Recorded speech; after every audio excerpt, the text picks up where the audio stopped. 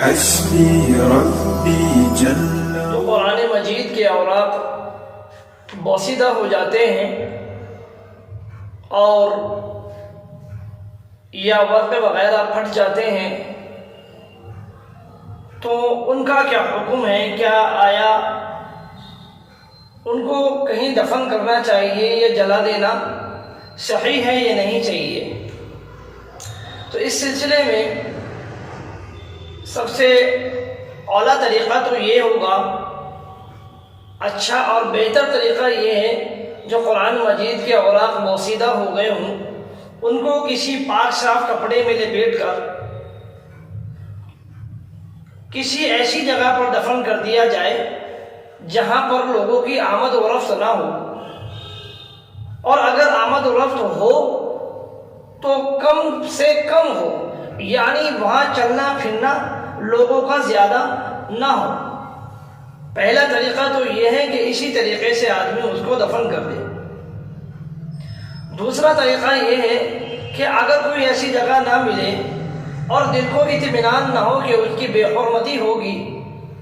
ایسی جگہ دبانے سے، تو اگر ایسا مشکل ہو دبا پانا ایسی جگہ پر یا ایسی جگہ نہ ملنے کی، تو اس کے لیے بعد میں بہتر طریقہ یہ ہے کہ آدمی کو چاہیے کہ پاک کپڑے میں لپیٹ کر اس کو اور اس کے اندر کوئی وزندار چیز باندھ کر پانی یا نہر کے اندر ڈال دینا چاہیے، تاکہ اس کے جو اوراق ہیں وہ اوپر نہ آئے،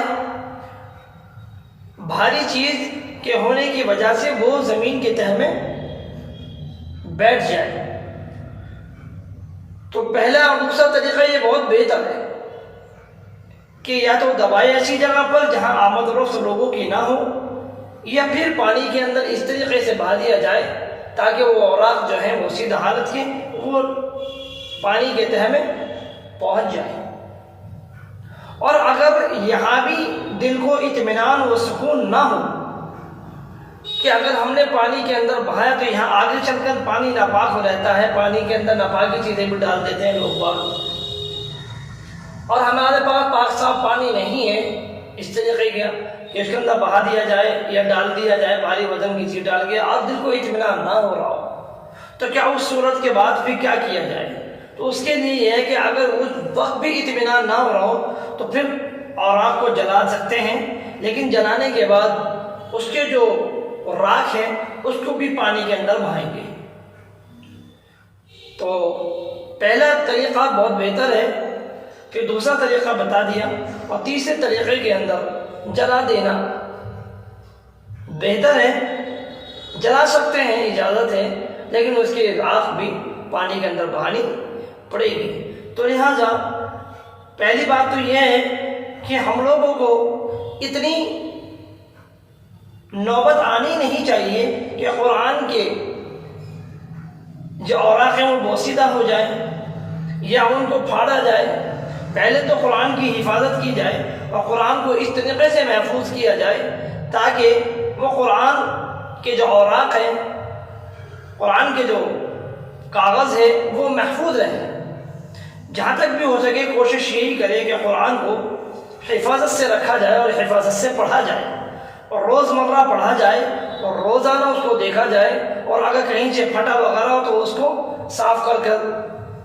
چپکایا جائے یا اس کو جوڑ دیا جائے۔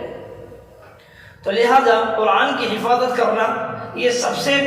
پہلا فریضہ ہے ہمارا کہ ہم قرآن کو بظاہر بھی اس کو حفاظت کریں اور باطنی بھی اس کی حفاظت کریں۔ سمجھ میں آئی بات؟ باطن بھی اس کی باطنی کی حفاظت کریں اور ظاہری بھی حفاظت کریں۔ تو لہٰذا یہ سلسلے میں جو سوال تھا اس کا جواب دیا گیا، تو جو مناسب ہو وہ آدمی کر لے، جس کے لیے آسان طریقہ ہو اس سے عمل میں لائے۔